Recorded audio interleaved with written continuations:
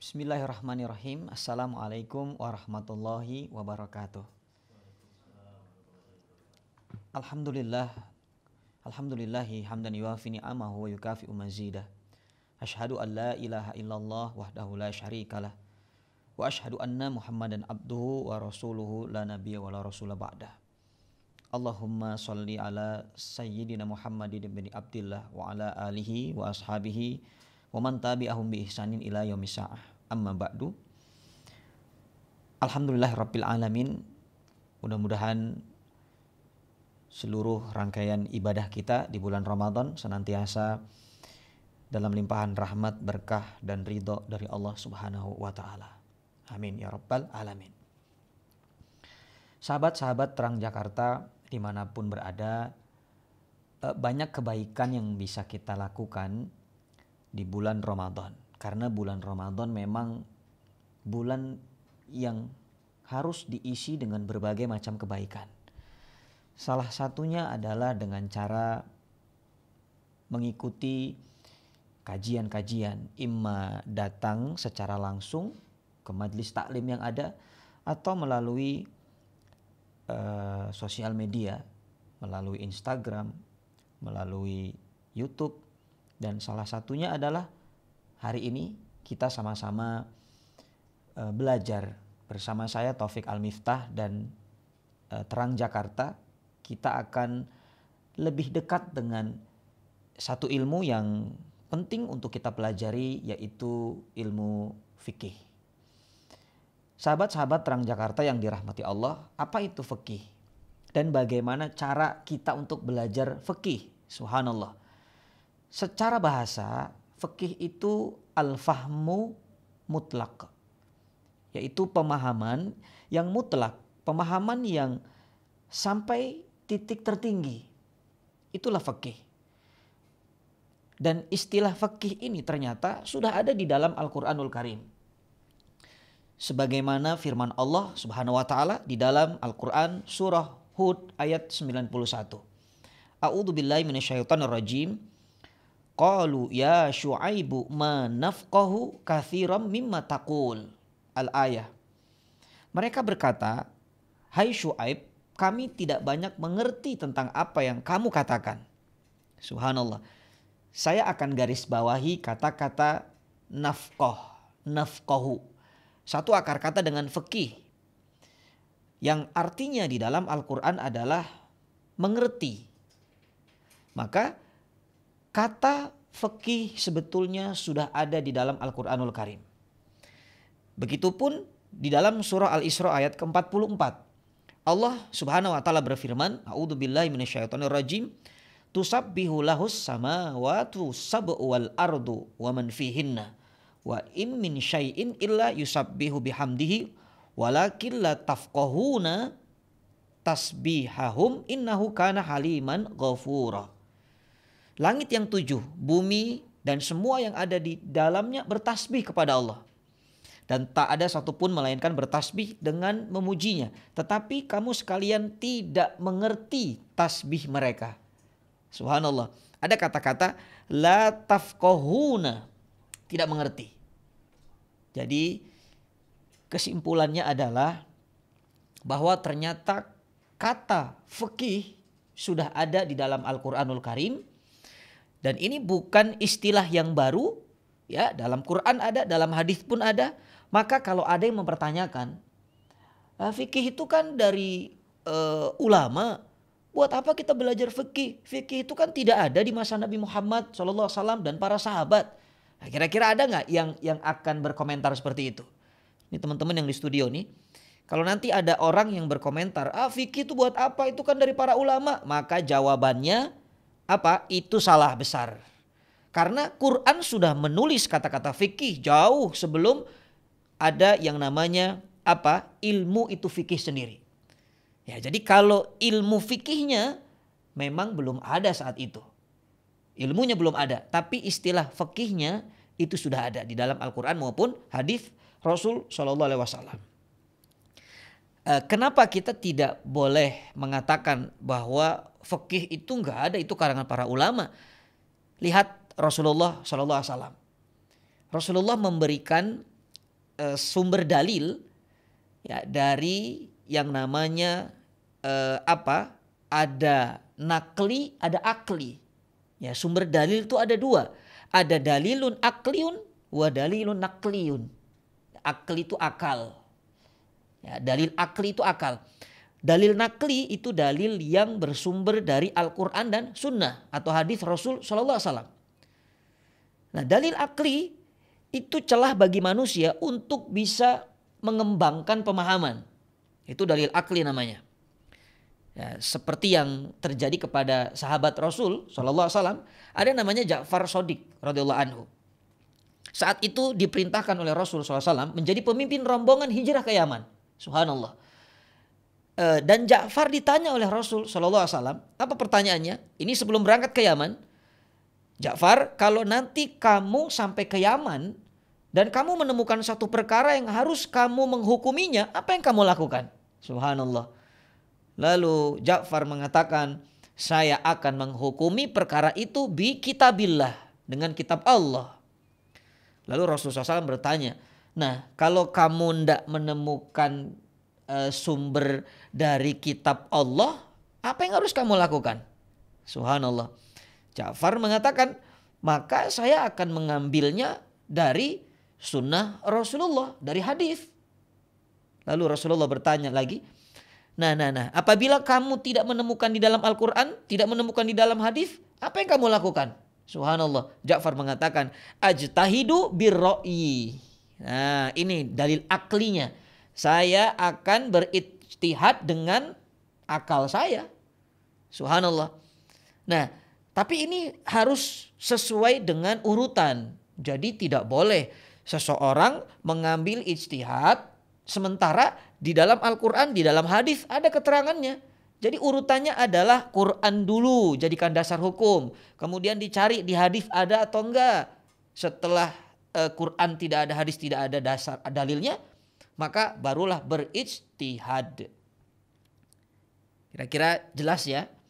Ya, maka kalau dikatakan yang namanya fikih itu sudah ada kata-katanya di dalam Al-Quranul Karim dan ilmunya memang baru muncul di kalangan para ulama.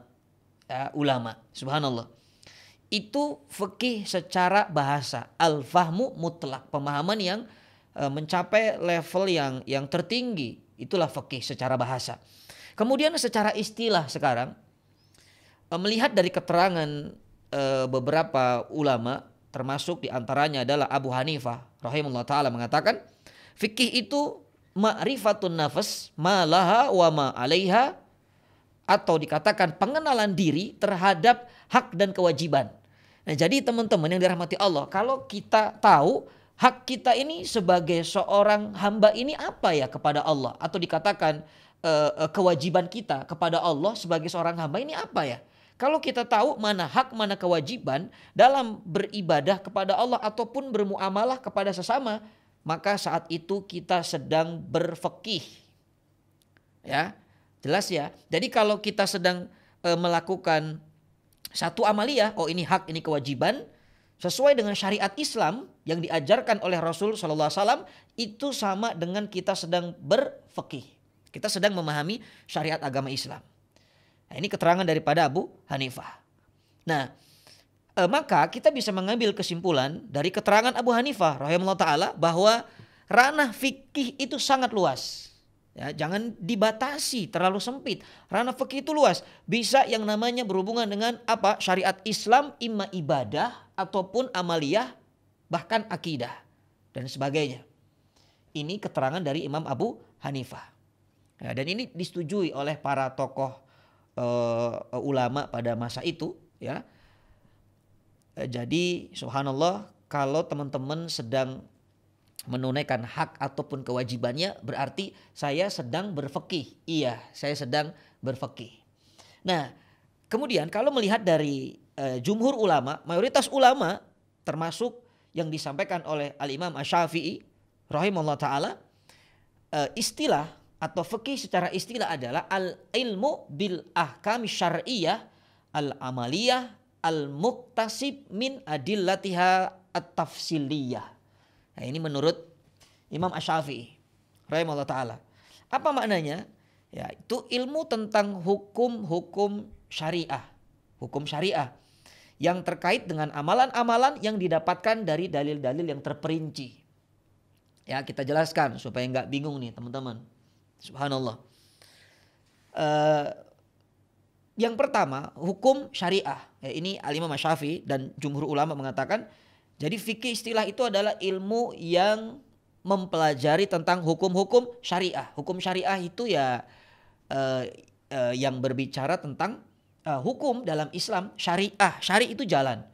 Ya, jadi berjalan atau dikatakan jalan yang sudah ditentukan oleh Allah, itu syari, namanya syariah. Sudah ditentukan oleh Allah. Jadi syariat itu bukan buatan manusia, tapi Allah yang membuat syariat itu sendiri. Nah, maka dari ilmu fikih ini, ya, yang namanya hukum-hukum itu kita sudah tahu ada wajib, ada sunnah, ada halal, ada haram, ada makruh. Bahkan nanti ada juga yang namanya mubah. Ya, nanti ada cabangnya lagi. Wajib itu ada yang namanya wajib ain, ada fardu kifayah. Nah, itu bagian daripada hukum-hukum syariah. Nah, itu ranahnya fikih tuh. Ya, kalau bicara ini halal, ini haram, ini sunnah, itu fikih namanya. Nah, kemudian yang terkait dengan amalan sekarang, yang terkait dengan amalan yaitu amalannya bisa zahir, bisa amalan batin. Zahir itu ya yang kelihatan. Ya, sholat. Ya, ini teman-teman sekarang lagi puasa, itu amalan zahir. Lagi sholat itu amalan zahir. Nah, amalan batin itu niat. Ya, sampai dikatakan dalam hadis Rasul SAW, innamal a'malu bin niat. Sesungguhnya amal itu tergantung niatnya. Niat bisa mempengaruhi amal kita. Karena memang ini bagian daripada yang tidak bisa dipisahkan antara amal dengan niat. Ya, itu adalah terkait dengan amalan-amalan. Nah, terkait dengan muktasib maksudnya adalah ijtihad. Hasil daripada ijtihad. Ini prosesnya panjang. Ya, perenungan secara mendalam, ya, melalui hasil penelitian, dan ini khusus untuk orang yang memiliki kapasitas keilmuan yang mumpuni. Nggak boleh sembarangan menentukan ijtihad, ya, atau konsensus, ya, atau menentukan satu hukum. Yang terakhir ad-dilatihah at-tafsiliyah, yaitu adalah Al-Quran, hadis, ijma, dan qiyas. Jadi itulah kalau dikatakan fikih secara istilah. Nah, kita sudah belajar tentang apa itu ilmu fikih, baik secara bahasa dan secara istilah. Ya, mudah-mudahan ini bisa menjadi manfaat bagi kita semuanya. Lalu bagaimana cara belajar fikih dari awalnya, Ustadz? Maka hari ini sama-sama kita kembali belajar, ya, untuk mengetahui bagaimana cara belajar fikih yang mudah, bagaimana memahaminya, ya, bersama sahabat-sahabat Terang Jakarta dimanapun berada. Sahabat-sahabat Terang Jakarta dirahmati Allah, kalau ingin belajar ilmu fikih, maka yang perlu difahami adalah fikih itu punya sistematika. Jadi ada bagian-bagiannya. Ini tujuannya adalah untuk memudahkan, ya, supaya nanti kita punya sasaran apa yang akan kita pelajari, apa yang kita butuhkan, maka itu yang akan kita pelajari. Makanya fikih punya sistematika. Apa sistematika dari ilmu fikih yang ada? Subhanallah, yang pertama ada fikih ibadah. Ya, ada fikih ibadah. Fikih ibadah ini yang berhubungan dengan ibadah yang disyariatkan oleh Allah Subhanahu wa taala. Ya, seperti puasa, ya, salat, puasa, zakat, kemudian haji, kemudian umroh. Ya, apapun yang bentuknya adalah masuk ke dalam kategori ibadah, maka ini disebut dengan fikih ibadah. Dan ini hubungannya adalah hablum minallah, urusannya dengan Allah. Walaupun ada juga bagian dari fikih ibadah itu yang melibatkan manusia, ya, seperti zakat. Zakat itu ada seorang muzaki yang membayar zakatnya, ada mustahik yang menerima zakat. Maka ini terjadi hubungan antara dua manusia. Kemudian ibadah yang berhubungan dengan manusia juga disebut bukan hanya zakat, ada infaknya, ada sedekahnya. Bahkan ibadah haji pun berhubungan dengan yang namanya manusia. Subhanallah. Karena kita berjamaah, ya, melaksanakan tawaf, kemudian sa'i, kemudian kita melaksanakan yang namanya ziarah ke makam Rasul sallallahu alaihi wasallam, ini berjamaah. Makanya fikih ibadah juga terkadang ada yang berhubungan dengan orang lain, dengan manusia. Lalu yang kedua ada fikih muamalah. Ya, fikih muamalah ini hubungannya dengan interaksi sama manusia. Ya, sesama manusia. Seperti jual beli, kemudian pegadaian, ada hutang piutang, ada investasi, ada simpan pinjam, itu fikih muamalah namanya. Ya, hablum minan nas. Tapi walaupun ini fikih muamalah, jangan juga diremehkan karena berhubungan nanti semuanya dengan hisabnya Allah Subhanahu wa taala, akan ditanya. Ya, makanya nanti ketika di akhirat ada satu tempat namanya qantarah. Setelah kita melalui sirat, ada satu tempat namanya qantarah, dan disinilah urusan-urusan dengan manusia, ya, kalau belum selesai di dunia maka diselesaikan di qantarah. Nah, ini namanya fikih muamalah. Ada fikih usra. Ya, ini hubungannya dengan keluarga. Ya, yang belum nikah, ya, berarti nanti belajar fikihnya fikih yang hubungan dengan keluarga, dimulai dari pranikahnya sampai nanti khitbahnya seperti apa, sampai nanti pernikahannya seperti apa, kemudian sampai masalah perceraian dan harta waris, itu dibahas semua dalam fikih usra ini. Subhanallah. Jadi begitu sempurnanya Islam ini, ya, sampai para ulama membuat bagian-bagian fan ilmu sehingga kita ini bisa mudah untuk mempelajarinya. Subhanallah. Ya, lalu ada fikih qadha dan jinayat. Ini fikih yang hubungannya dengan kenegaraan, ya, dengan kriminalitas, dengan peradilan, ya. Maka subhanallah, dari yang urusannya ibadah, dari yang muamalah, ya, sampai urusan keluarga, sampai urusan kenegaraan, hukum, ya, kriminalitas, peradilan dalam Islam, semuanya dibahas dalam Islam. Subhanallah. Betapa sempurnanya, ya, agama ini yang Allah berikan kepada kita. Subhanallah. Lalu saya mau belajar fikihnya dari mana, Ustadz? Nah, dari mana kita awali? Maka lihat kebutuhan yang kita inginkan. Kita sedang ingin memperbaiki ibadah, apalagi ini di bulan Ramadan, bulannya para ahli ibadah, ya, bulannya orang-orang yang berlomba-lomba untuk melakukan kebaikan, amal soleh. Jadi fikih ibadah ini juga penting, karena tujuan Allah menciptakan kita adalah wa ma khalaqtul jinna wal insa illa liya'budun, untuk ibadah. Jadi harus tahu ilmunya, karena perkataan dari Al-Imam Asy-Syafi'i rahimahullah taala, al ilmu qablal qaul wal amal, ilmu itu sebelum perkataan dan perbuatan. Jadi belajar dulu.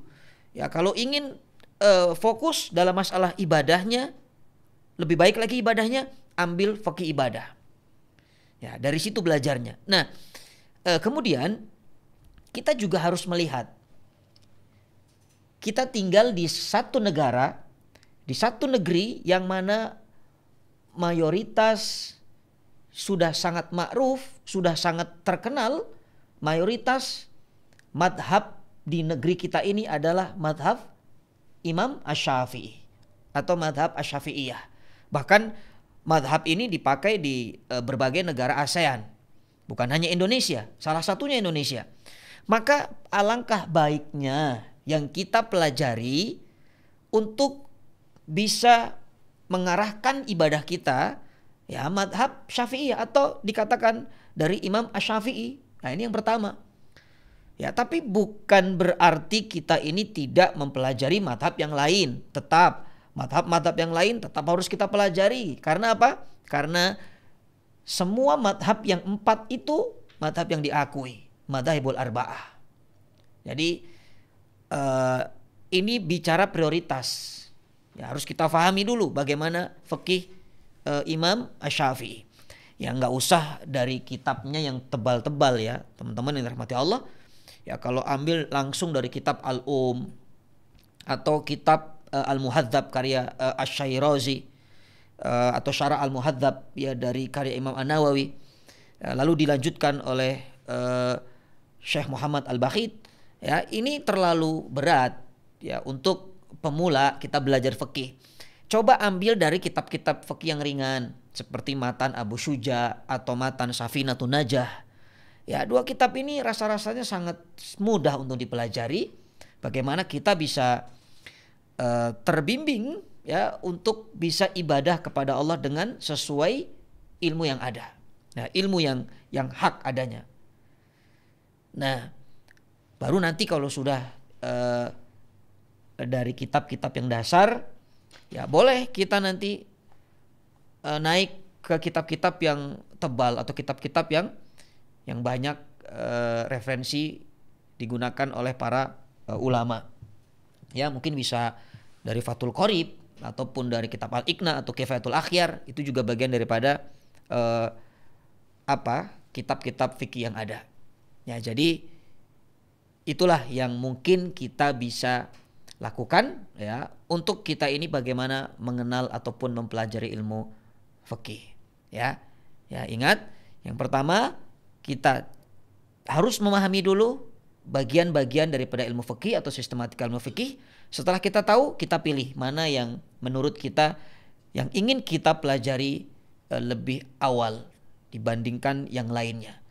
Ya, kemudian setelah itu pelajarilah dari yang paling ringan. Ya, mudah-mudahan ya ini menjadi manfaat ya untuk pengetahuan kita, untuk ibadah kita, muamalah kita. Mudah-mudahan Allah jadikan kita hamba-hamba Allah yang faqih dalam menjalani syariat Islam ini. Syukran lakum ala husni istima'ikum. Jazakumullah khair. Wallahu yubariku fikum. Assalamualaikum warahmatullahi wabarakatuh.